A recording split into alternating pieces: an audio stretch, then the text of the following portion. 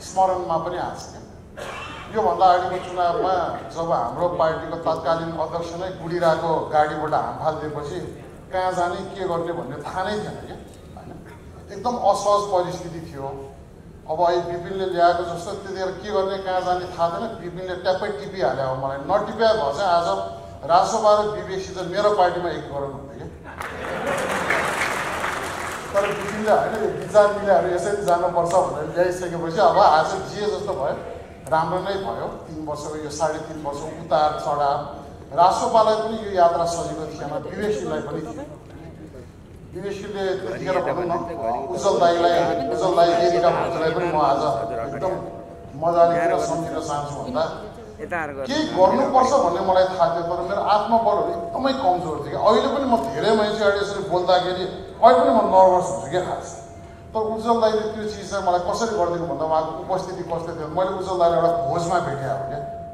भोजमा भेट्दा उज्जवल दाई र एरिका भाउजूसँगै हुन्थ्यो। अनि त्यहाँ उज्जवल दाईले कुरा गर्दाखेरि ठ्याक्क उहाँले के छ विराज तिम्रोतिर योपालि हाम्रो पुकार उठ्दैछ त्यहाँ तिमीले सहयोग गर्नुपर्छ है भनेर भन्नुभएको। त्यतिबाट सुरु भयो यो यात्रा हो क्या। त्यसको कति पछि म अनि चप्पल कारखाना त्यो अफिसमा जाँदाखेरि हामीले बिर्सिनै नहुने अभियन्ताहरू कति छ क्या विवेकशीलको।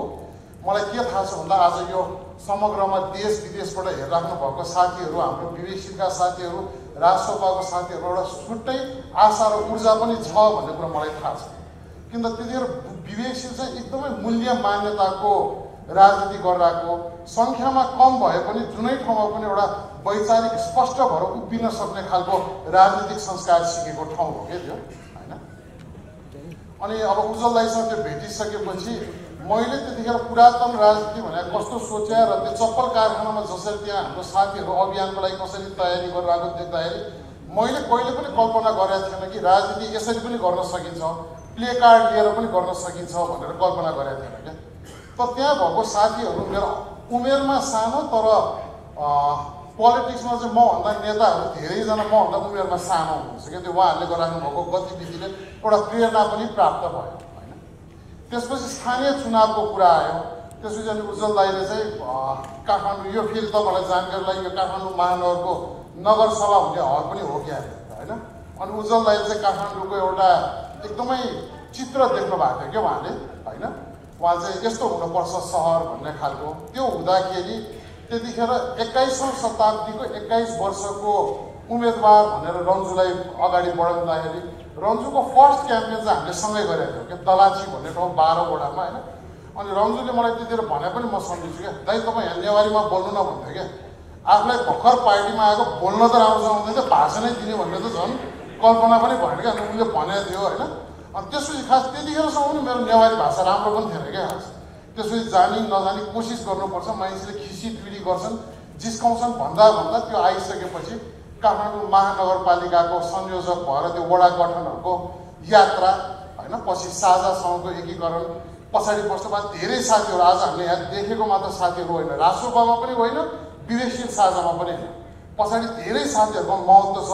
त्यसले थप ऊर्जा समाजलाई अलिकति विवेकशील बनाउन मद्दत गर्ने साथीहरू चाहिँ छरेर बसेका छौँ होइन। मलाई उज्जवल दाईको एउटा स्लोगन एकदमै मनपर्ने चाहिँ के भन्दा त्यो हामी सबैलाई पनि लागु हुन्छ होला क्या। कहिले तपाईँ हामी यहाँ भएकोहरूले यसो सोच्यो भनेदेखि बाहिर जानु नपाएर बस्याहरू त हो नि भन्छ नि त। तर होइन नि, देशको माया लाएर बाहिर बस्न नसकेर बस्याहरू पनि हो नि त। उज्जवल दाईको त्यो नारा एउटा मलाई एकदमै मनपर्छ, नेपाल हाम्रो घर हो डेरा होइन भन्ने कुरा क्या होइन।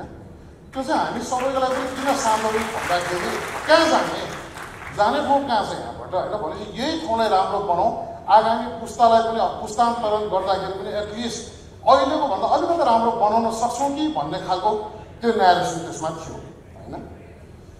अब यो एकताको अर्थ होइन आजको दिन केवल औपचारिक एकीकरण मात्र होइन, वैकल्पिक राजनीतिक आन्दोलनको हामी अर्को चरणमा प्रवेश गरेको म घोषणा पनि गर्न चाहन्छु।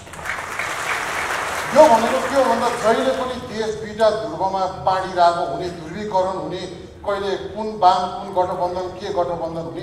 तर आजको यसले एउटा ठुलो सन्देश के दिन्छ भन्दा सुसंस्कृत तरिकाले तेस्रो ध्रुव पनि यो देशमा उदायो र यसमा आजकै सभाबाट तपाईँहरू साक्षी राखेर छरेर बसेको साथीहरूलाई पनि म आह्वान गर्न चाहन्छु कि तेस्रो ध्रुवको उदयले देशलाई सन्तुलित बनाउँछ। राजनीतिक, सांस्कृतिक, सामाजिक अन्तर्विरोधहरूलाई चाहिँ यसले सम्बोधन गर्दै अगाडि बढ्छ भन्ने सङ्कल्प पनि म यहाँ व्यक्त गर्न चाहन्छु। अब राष्ट्रसभाको समर्पित सङ्गठन, राष्ट्रसभाको सङ्गठनको रूपमा साथीहरू यहीँ देख्छु, पोखरामा पनि त्यही साथी देख्छु, रूपन्देहीमा पनि त्यही साथी देख्छु, चितवनमा पनि त्यही साथी देख्छु। त्यस्तो समर्पित साथीहरू होइन र मूल्य मान्यताको विगत 12 वर्षदेखि सुसंस्कृत अभ्यास गरेर आएको साथीहरू, विचार लिएर आउनुभएको साथीहरूको सम्मिश्रणले गर्दाखेरि यसले एउटा राम्रो सङ्गीत देशको लागि दिन्छ भन्ने पनि म तपाईँहरूमा जाहेर गर्न चाहन्छु। मूल्य मान्यतामा पारदर्शिता, सुशासन, सुसंस्कृत, नीतिनिष्ठ राजनीति चाहिँ हाम्रो मार्गदर्शन पनि हुन्छ भन्ने कुरा मैले अपेक्षा पनि राखेको छु। विचारको कुरामा फेरि राष्ट्रसभाको विचार छैन भन्ने खालको धेरै हामीलाई आरोप लाग्छ। त्यसमा हामीले स्वर्णिम दाइलाई आभार व्यक्त गर्नै पर्छ। त्यतिखेरको विपिनहरूले मेहनत गरेको राजनीतिक दस्तावेज, घोषणापत्र, जलेश्वरको हाम्रो प्रस्ताव र रवि दाइको त्यतिखेरको हाम्रो राष्ट्रिय भेलाको डकुमेन्टहरू चाहिँ हाम्रो दस्तावेजहरू, विचारहरू थिए।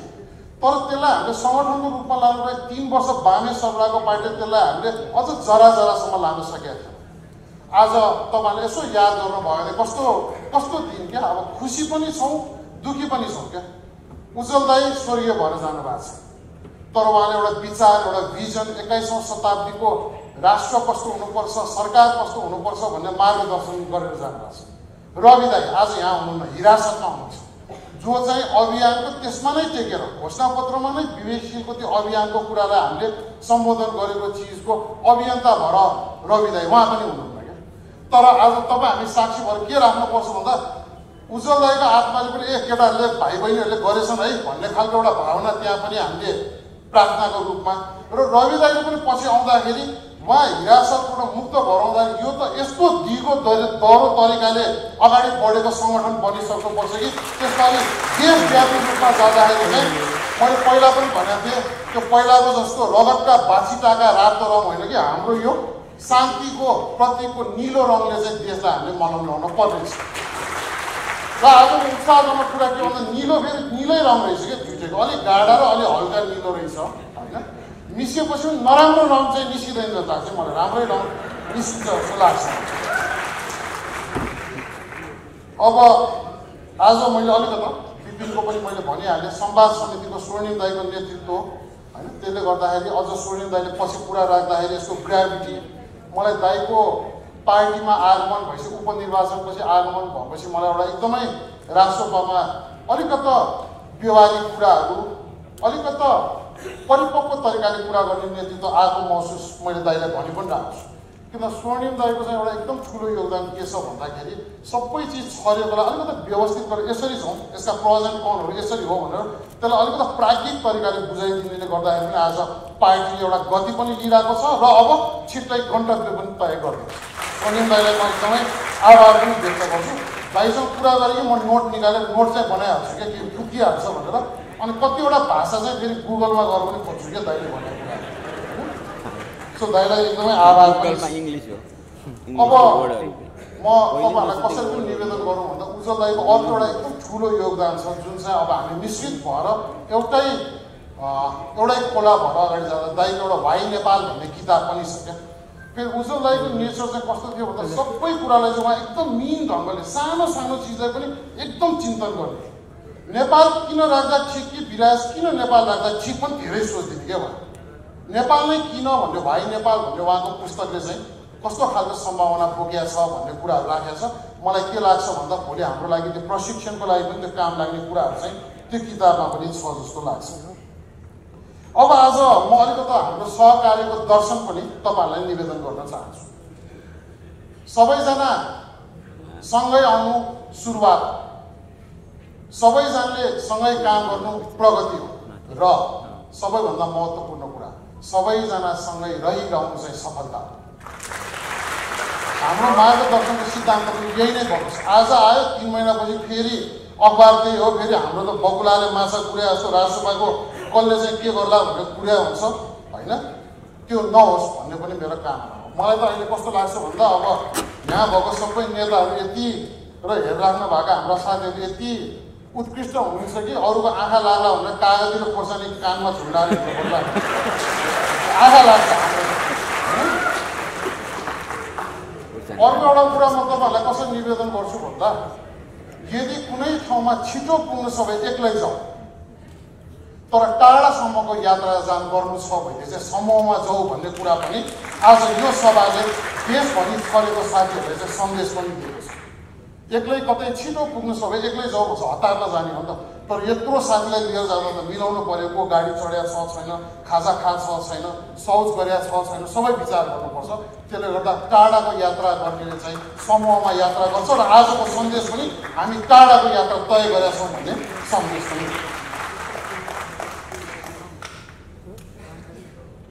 अब रवि दाईको पार्टमा पनि म तपाईँहरूलाई कसरी निवेदन गर्छु भन्दा मलाई पनि एउटा वाक्कै लागिसक्यो यो बिहिबार कुर्दा कुन बिहिबार हो पनि थाहा भएन होइन अब जे जस्तो भने पनि हो कतिको आशंकाहरू होला हाम्रो कुरा चाहिँ के हो भन्दाखेरि अघिल्लो सरकारको प्रतिशोधवाला कुरालाई यो सरकारले अनुसन्धान गर्दै हुन्थ्यो भन्ने हाम्रो आग्रह हो अब देशमा यो खालको परिस्थिति छ सबैले रवि बुझेका छन् होइन मैले भने उसको रवि दाईको त्यो मैले भने फैसला पनि भएको छैन नि त एक वर्षसम्म मुद्दा टुङ्गो नै नलागेको मान्छेलाई यसरी राख्न मिल्छ भन्दा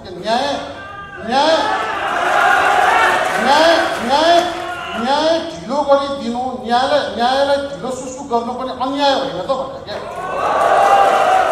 justice delayed is justice denied पनि भन्छ क्या सो म यही मञ्चबाट सरोकारवालाहरू फेरि हामीले त के बोल्यो कि मानहानी सानहानी हालिदिइहाल्छ फेरि सकिनुपर्छ तर मैले त्यो भनेर चाहिँ होइन तर मेरो एकदम विनम्रतापूर्वक आग्रह 40 लाख मान्छेले हस्ताक्षर गरेका छ होइन त्यो अभियानको आजको सुप्रिम मान्छे भने रवि दाई नै हो नि त होइन आज त धन्न तपाईँ हामीले पार्टीलाई बिग्रिनु नदिएर यहाँसम्म राखेका छौँ भने क्या तर उहाँ आइसकेपछि जनताले उहाँलाई कसरी खोजेको छ भन्ने कुरा पनि म यही मञ्चबाट म निवेदन गर्न चाहन्छु